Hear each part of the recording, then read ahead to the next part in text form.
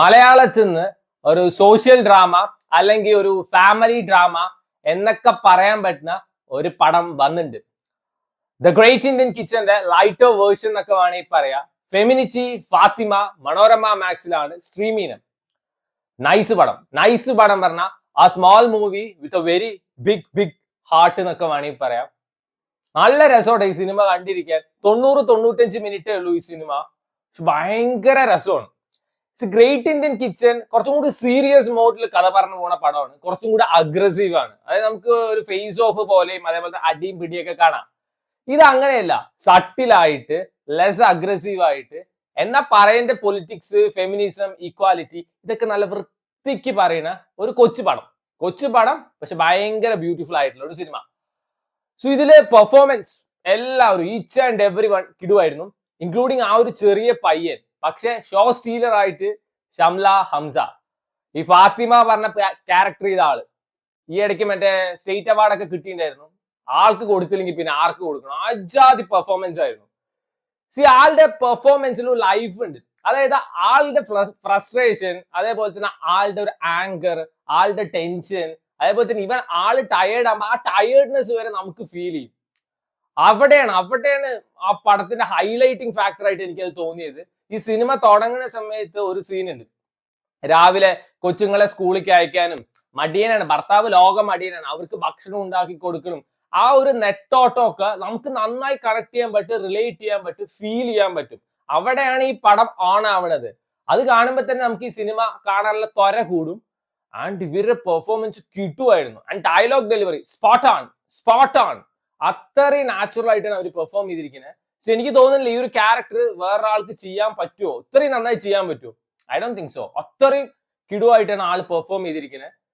പിന്നെ ഞാൻ പറഞ്ഞില്ലേ, പൊളിറ്റിക്സ് പറയുന്നുണ്ട്, ഈക്വാലിറ്റി പറയുന്നുണ്ട്, ഫെമിനിസം പറയുന്നുണ്ട്. യൂഷ്വലി നമ്മള് ഇതൊക്കെ പറയുന്ന സിനിമ ഗ്രേറ്റ് ഇന്ത്യൻ കിച്ചണും അതേപോലത്തെ ഈ സിനിമ ഒഴിച്ച് ബാക്കി ഒരു ലോഡ് പടങ്ങൾ ഇറങ്ങിയിട്ടുണ്ട്. അതിലൊക്കെ എങ്ങനെയായിരിക്കും സ്ത്രീകൾ ഇൻഡിപെൻഡന്റ് ആണ് കാണിക്കാൻ വേണ്ടിയിട്ട് ഒരു ലോഡ് അവിഹിതം കൊണ്ടുവരും. അതേപോലെ കള്ളു കുടിച്ച് റോട്ടിൽ കിടക്കുന്നതാണ് ഇൻഡിപെൻഡന്റ് ആയിട്ടുള്ള സ്ത്രീകൾ. അങ്ങനത്തെ പരിപാടികളൊന്നുമില്ല. പറയേണ്ട കാര്യം നല്ല വൃത്തിക്ക് അവരെടുത്ത് പറയുന്നുണ്ട്. 90-95 മിനിറ്റിൽ ഇങ്ങനെ വേണം സിനിമ എടുക്കാൻ. വളരെ നല്ല സിനിമ. ആൻഡ് ഇതിലും ഇവരുടെ നെയ്ബർ ആയിട്ടൊരു ചേച്ചി കിടു പെർഫോമൻസ് ആയിരുന്നു. അതേപോലെ തന്നെ ഒരു ആക്രി പെറുക്കാൻ വരുന്ന ഒരു തമിഴത്തി ആയിട്ട് ഒരു ചേച്ചിയുണ്ട്. അടിപൊളി പെർഫോമൻസ് ആയിരുന്നു.